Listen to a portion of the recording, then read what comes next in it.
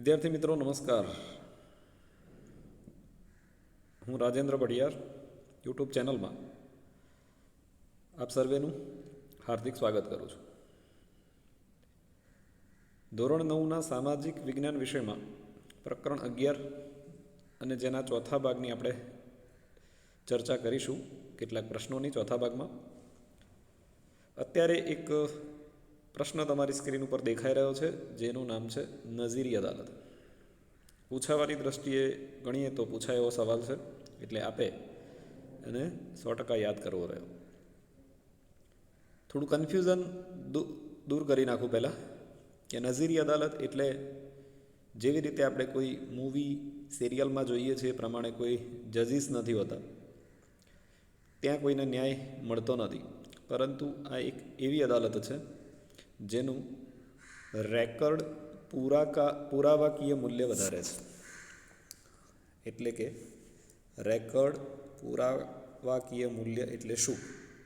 તો સર્વોચ્ચ અદાલત જે ચુકાદાઓ આપે છે, જે નિર્ણયો આપે છે, એ કાયમી દસ્તાવેજો ગણાય છે અને તે દરેકને શિરોમાન્ય ગણાય છે. કોઈ પણ નીચલી એટલે કે તાબાની અદાલત પોતે જે મુકદમાઓ કેસ લડે છે ત્યારે આ ચુકાદાઓનો સંદર્ભ તરીકે ઉપયોગ કરવામાં આવે છે. સર્વોચ્ચ અદાલતના આ ચુકાદાઓ દેશની તમામ અદાલતો માટે બંધનકર્તા છે અને કોઈ વ્યક્તિ તેનું અવગણના કે તિરસ્કાર નથી કરી શકતો. હવે અહીંયા આપણે પહેલાં બોલી ગયા છીએ એને સમજવાનો પ્રયત્ન કરીએ. મિત્રો, તમને એ 100% ખ્યાલ હશે કે આપણી કોઈ પ્રોપર્ટી હોય, ચાહે ઘર હોય, દુકાન હોય, કારખાનું હોય કે અન્ય, એમાં આપણી પાસે એક દસ્તાવેજ હોય છે અને એ દસ્તાવેજ દ્વારા આપણે એવું કહી શકીએ છીએ કે આ પ્રોપર્ટી મારી છે, મારા કુટુંબની છે, એના પર મારો હક છે. એવી રીતે દેશની સૌથી શ્રેષ્ઠ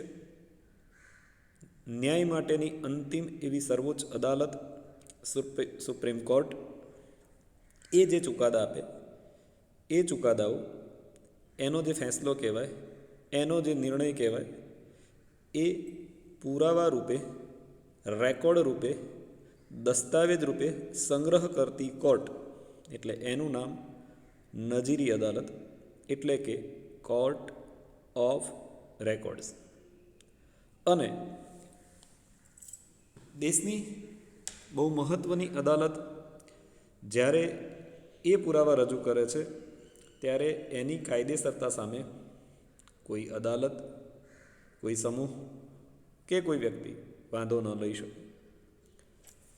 આ અદાલતને કાર્ય કરવાનું છે, નઝીરી અદાલતને સર્વોચ્ચ અદાલતના ચુકાદાઓ અથવા નિર્ણયોનો સંગ્રહ કરવાનું એક દસ્તાવેજ રૂપે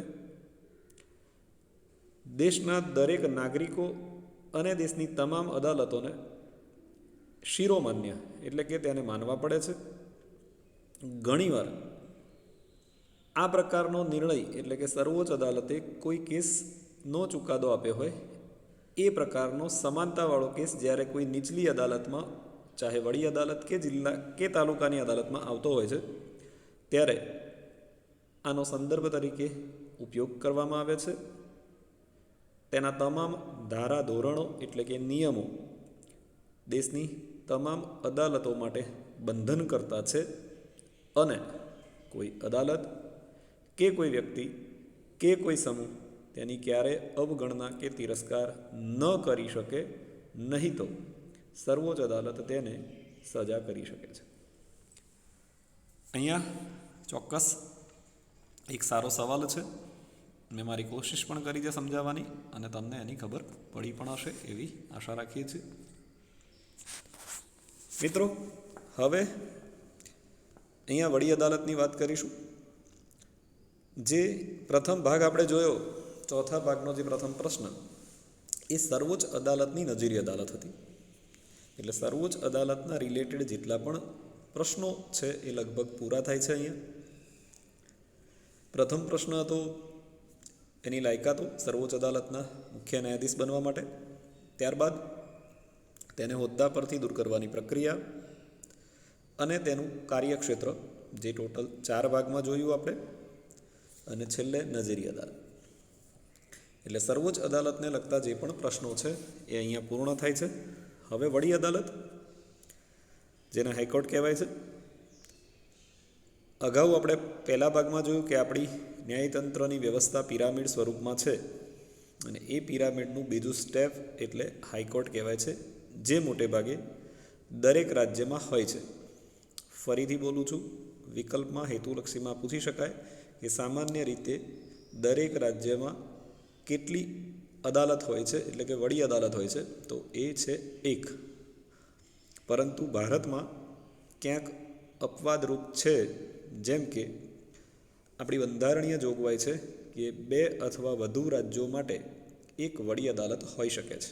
ફરીથી બોલું છું મિત્રો, સામાન્ય રીતે એક રાજ્યમાં 1 વડી અદાલત હોઈ શકે છે, પરંતુ આપણા બંધારણમાં એવી સ્પષ્ટતા પણ કરેલી છે, એવી જોગવાઈ પણ કરેલી છે કે ક્યારેક નાના રાજ્યો હોય અને એ રાજ્યો માટે સંયુક્ત કોઈ એક સ્થળે અદાલત હોય તો પણ ચાલી શકે છે. એના એક્ઝામ્પલ પણ અહીંયા આપેલા છે, 2, 1. અહીંયા આપ જોઈ શકો છો, પંજાબ, હરિયાણા અને ચંદીગઢ, આ વચ્ચેની વડી અદાલત એક જ છે. એ જ રીતે આસામની અંદર જે વડી અદાલત છે એમાં ટોટલ બીજા 6 રાજ્યો, મણિપુર, મેઘાલય, નાગાલેન્ડ, ત્રિપુરા, મિઝોરમ અને અરુણાચલ પ્રદેશ, આ 7 રાજ્યો વચ્ચેની સંયુક્ત અદાલત અસમમાં આવેલી છે. આમાંથી કોઈ મોટો સવાલ નથી બનતો, એટલે જે 2-3 વાક્યો છે જે હેતુલક્ષી પ્રશ્નો રૂપે તમને પૂછાઈ શકે છે, આપે એનું ધ્યાન રાખવાનું છે. મિત્રો, સર્વોચ્ચ અદાલતમાં જેમ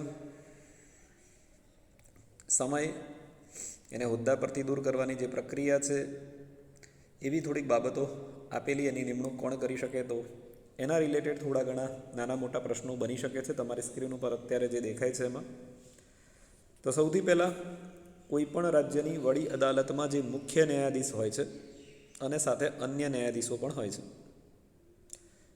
આપણે પહેલાં યાદ કરીએ કે મુખ્ય ન્યાયાધીશની નિમણૂક કોણ કરે છે, તો એમાં 3 વ્યક્તિઓ મુખ્ય છે. એક છે સર્વોચ્ચ અદાલતના વરિષ્ઠ એટલે મુખ્ય ન્યાયાધીશ. જે રાજ્યના વડી અદાલતમાં નિમણૂક કરવાની હોય ત્યાંના રાજ્યપાલ અને રાષ્ટ્રપતિ પોતે, એટલે કે 3 વ્યક્તિઓ ચર્ચા કર્યા બાદ જે તે રાજ્યના હાઈકોર્ટના મુખ્ય ન્યાયાધીશની નિમણૂક કરતા હોય છે. કોણ 3 છે, તો રાષ્ટ્રપતિ, જે ચર્ચા કરશે 2 વ્યક્તિ સાથે, સર્વોચ્ચ અદાલતના મુખ્ય ન્યાયાધીશ સાથે અને એ રાજ્યના રાજ્યપાલ સાથે. અન્ય ન્યાયાધીશોની નિમણૂકમાં વડી અદાલતના મુખ્ય ન્યાયમૂર્તિ સાથે રાષ્ટ્રપતિ સીધી ચર્ચા કરી અને એની નિમણૂક કરે છે. મોટે ભાગે વડાપ્રધાન અને મુખ્યમંત્રી એની સાથે પણ આ પ્રકારની ચર્ચા કરવામાં આવતી હોય છે. થોડુંક આગળ વધીને કહું તો આ એક ફોર્માલિટી છે. મોટે ભાગે રાષ્ટ્રપતિ અને વડાપ્રધાન એ સર્વોચ્ચ અદાલતના ન્યાયમૂર્તિ સાથે ચર્ચા કરી અને આ પ્રકારના નિર્ણયો લઈ શકે છે. 62 વર્ષની વય, થોડુંક ધ્યાન આપવા જેવી બાબત. સર્વોચ્ચ અદાલત માટે 65, 65, અહીંયા 62. એમને રાજીનામું આપવું હોય તો એ રાષ્ટ્રપતિને સંબોધીને પોતાનું રાજીનામું સુપ્રત કરી શકે છે. જેવી રીતે સર્વોચ્ચ અદાલતના ન્યાયાધીશને હોદ્દા પરથી દૂર કરી શકાય છે, એવી રીતે વડી અદાલતના ન્યાયાધીશ ગેરવર્તન કે ગેરરીતિ કરે તો રાષ્ટ્રપતિ બંધારણની જોગવાઈ અનુસાર એમના વિરુદ્ધ મહાભિયોગની કાર્યવાહી પૂર્ણ કરશે. મહાભિયોગની કાર્યવાહીમાં આરોપ સાબિત થશે તો એમને હોદ્દા પરથી દૂર કરી શકાય છે. તેમની અન્ય રાજ્યમાં બદલી પણ કરી શકાય છે, એટલે કે એક રાજ્યના ન્યાયાધીશની બીજા રાજ્યમાં બદલી કરી શકાય છે. દરેક વડી અદાલતમાં ન્યાયાધીશોની સંખ્યા જે અન્ય ન્યાયાધીશો છે એ એક સરખી નથી હોતી. વસ્તી પ્રમાણે અને જરૂરિયાત પ્રમાણે સંખ્યામાં ફેરફાર થાય છે. આગળ પણ આવેલું મિત્રો સર્વોચ્ચ અદાલતમાં કે જ્યારે રાષ્ટ્રપતિને જરૂર લાગે ત્યારે એડહોક ન્યાયાધીશોની નિમણૂક કરી શકે છે. એ જ વસ્તુ અહીંયા પણ આવશે કે કામકાજના બોજાને ધ્યાનમાં લઈ 2 વર્ષની મુદ્દત માટે એડહોક એટલે કે વધારાના જે કાર્યકારી ન્યાયાધીશો છે એની નિમણૂક રાષ્ટ્રપતિ કરી શકે છે. હાઈકોર્ટમાં પણ રાષ્ટ્રપતિ આ પ્રકારના ન્યાયાધીશોની નિમણૂક કરી શકે છે, પરંતુ ક્યારે? તો જ્યારે એમને જરૂર જણાય કે હાઈકોર્ટમાં કાર્ય બોજ વધી ગયો છે. ફોર એક્ઝામ્પલ તરીકે અસમ એ સંયુક્ત અદાલત ધરાવે છે, તો અલગ અલગ રાજ્યોમાંથી કેસની સંખ્યા વધી જાય તો સ્વાભાવિક છે કે કાર્ય બોજ વધી જાય, તો એને ધ્યાનમાં રાખીને અહીંયા વધારાના ન્યાયાધીશોની ટૂંકી મુદ્દત માટે નિમણૂક કરવામાં આવતી હોય છે. મોટે ભાગે વડી અદાલત અને સર્વોચ્ચ અદાલતનું કામકાજ એ કઈ ભાષામાં થાય છે? તો એ અંગ્રેજી ભાષામાં થાય છે. પરંતુ જો કોઈ રાજ્યની ધારાસભા એણે પોતાના રાજ્યની ભાષામાં, જેને આપણે પ્રાદેશિક ભાષા, એ રાજ્યની પ્રાદેશિક ભાષા, ફોર એક્ઝામ્પલ તરીકે મહારાષ્ટ્ર તો મરાઠી, ગુજરાત તો ગુજરાતી, એ ધારાસભા એવો ઠરાવ પસાર કરશે તો વડી અદાલત એ ભાષામાં પણ પોતાની કાર્યવાહી કરી શકે છે. પરંતુ એ માટે ધારાસભામાં બહુમતીથી ઠરાવ પસાર કરવો પડે છે. મિત્રો અહીંયા થોડુંક સમજાવી દઉં છું આ પોઈન્ટને. લગભગ સવાલની દ્રષ્ટિ ગણીએ તો મહાભિયોગની કાર્યવાહી એક સવાલ તમારો અલગ બને. બાકી બધા નાના નાના હેતુલક્ષી સવાલો છે. એક વડી અદાલતના મુખ્ય ન્યાયાધીશોને નિમણૂક કોણ આપે છે? તો 3 વ્યક્તિઓ: રાષ્ટ્રપતિ, સર્વોચ્ચ અદાલતના વરિષ્ઠ ન્યાયાધીશ અને સંબંધિત રાજ્યના રાજ્યપાલ. નંબર 1, ઉંમર તો 62 વર્ષથી વધારે ન હોવી જોઈએ. રાજીનામું કોને આપશે? તો રાષ્ટ્રપતિને. મહાભિયોગની કાર્યવાહી રાષ્ટ્રપતિ દ્વારા થતી હોય છે, એટલે કે ગેરવર્તન કે ગેરરીતિના કારણોસર બંધારણમાં લખેલી જોગવાઈ પ્રમાણે મહાભિયોગની કાર્યવાહી દ્વારા એમને દૂર કરી શકાય છે. શું એમની બદલી થઈ શકે છે? તો હા, એમની અન્ય રાજ્યમાં બદલી કરી શકાય છે. સંખ્યા એકસરખી નથી હોતી, વસ્તી પ્રમાણે અલગ અલગ હોય છે. એડહોક ન્યાયાધીશોની નિમણૂક રાષ્ટ્રપતિ કરી શકે છે. કામકાજ અંગ્રેજી ભાષામાં, પરંતુ જરૂર પડે તો ઠરાવ પસાર કરીને પ્રાદેશિક ભાષામાં કરી શકાય છે.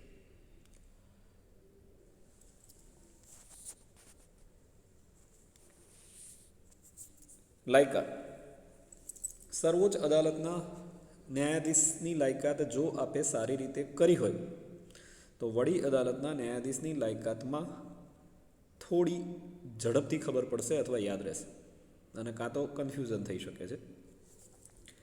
એટલે થોડુંક એ પ્રકારનું માઇન્ડ સેટ કરજો તમે કે તમારી બિલકુલ ભૂલ ન પડે. બંનેમાંથી મોટે ભાગે એક સવાલ પરીક્ષામાં પૂછાતો જ હોય છે. કાં તો સર્વોચ્ચ અદાલતના મુખ્ય ન્યાયાધીશની લાયકાત પૂછાય અને કાં તો વડી અદાલતના. તો તમારે સર્વોચ્ચ અદાલતના ન્યાયાધીશની લાયકાતો તમે સારી રીતે કરી હોય તો એમાં 3 નાના નાના ફેરફારો કરવાના છે. એક, ભારતનો નાગરિક તો બંનેમાં કોમન છે. બીજું, ભારતના રાજ્યમાં આવેલી કોઈ પણ નીચલી અદાલતોમાં, એટલે નીચલીની જગ્યાએ આપણે કરવાનું છે ત્યાં વડી, અને અહીંયા છે નીચલી, ઓછામાં ઓછા 10 વર્ષ સુધી એણે ન્યાયિક હોદ્દો ધારણ કરેલો હોવો જોઈએ. અહીંયા યાદ રાખજો, જરાક બદલાવ આવે છે. એ વડી અદાલતમાં ઓછામાં ઓછા એણે 10 વર્ષ સુધી વકીલાત કરેલી હોવી જોઈએ. આ તો આવ્યું હતું ત્યાં પણ. રાષ્ટ્રપતિની દ્રષ્ટિએ તે ન્યાયવિદ, બંધારણવિદ કે પ્રસિદ્ધ કાયદાશાસ્ત્રી હોવા જોઈએ. આ પણ આવી ગયેલું. અને તેની ઉંમર 62 વર્ષ કરતાં ઓછી હોવી જોઈએ, એટલે કે વધુ ના હોવી જોઈએ. કયા 3 ફેરફારો છે એ તમને કહી દઉં. એક તો 62, સર્વોચ્ચ અદાલતના ન્યાયાધીશ માટે 65 આવે છે. પછી ન્યાયિક હોદ્દો એટલે કે ન્યાયાધીશ તરીકેનો એનો 5 વર્ષનો અનુભવ વડી અદાલતમાં હોવો જોઈએ. આ તમારે યાદ કરવાનું છે. બાકી બધું લગભગ સરખું છે. એટલે 3 ફેરફારોમાં નીચલીની જગ્યાએ વડી અદાલત, 10ની જગ્યાએ 5 અને 65ની જગ્યાએ 62. બરાબર. એટલે સિમ્પલ લાયકાતો ફરીથી એકવાર બોલી જાઉં છું. 1, તે ભારતીય નાગરિક હોવો જોઈએ. એણે નીચલી અદાલતમાં 10 વર્ષ ન્યાયિક હોદ્દો ધારણ કરેલો હોવો જોઈએ. વડી અદાલતમાં એણે 10 વર્ષ સુધી વકીલાત કરેલી હોવી જોઈએ. રાષ્ટ્રપતિની દ્રષ્ટિએ તે પ્રસિદ્ધ કાયદાશાસ્ત્રી હોવા જોઈએ અને તેની ઉંમર 62 વર્ષ કરતાં ઓછી હોવી જોઈએ. આ 5 મહત્ત્વની લાયકાતો વડી અદાલતના મુખ્ય ન્યાયાધીશ બનવા માટે છે.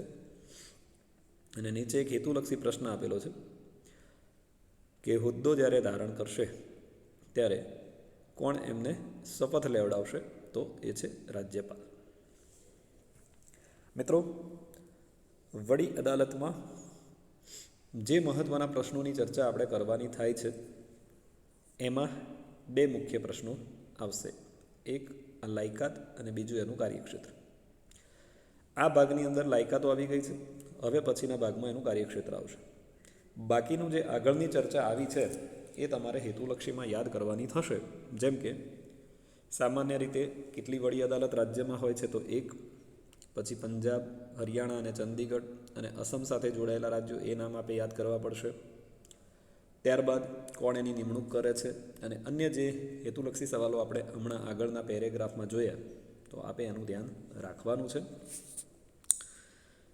સૌથી વધારે કદાચ કોઈ કારણસર આપને વધારે યાદ ન રહે તો કમસે કમ 3 સારા સવાલો અત્યાર સુધીના જેટલા ભાગ તમારી સામે આવ્યા એમાંથી કરવાના છે. નંબર 1, સર્વોચ્ચ અદાલતના મુખ્ય ન્યાયાધીશની લાયકાત. નંબર 2, વડી અદાલતના મુખ્ય ન્યાયાધીશની લાયકાત. અને નંબર 3, મહાભિયોગની કાર્યવાહી જણાવો, એટલે કે હોદ્દા પરથી દૂર કરવાની પ્રક્રિયા. બરાબર, આ 3 મિનિમમ તમારે યાદ રાખવા પડશે. એ સિવાય સર્વોચ્ચ અદાલતનું કાર્યક્ષેત્ર એ આખું પણ પૂછી શકાય સાથે, અથવા તો એના ટુકડા પણ પડી શકે. મૂળભૂત અધિકાર ક્ષેત્ર, અપીલ અધિકાર ક્ષેત્ર અથવા તો સલાહ અધિકાર ક્ષેત્ર સમજાવો, એ રીતે પણ સવાલો બની શકે છે. કોશિશ કરું છું તમને વ્યવસ્થિત રીતે સમજાવવાની, છતાં પણ તમે એને વ્યવસ્થિત વાંચી અને લખી અને પછી તૈયાર કરજો એવી આશા સાથે અહીંયા આપણે આ ભાગ પૂર્ણ કરીએ છીએ. જય હિન્દ, જય ભારત.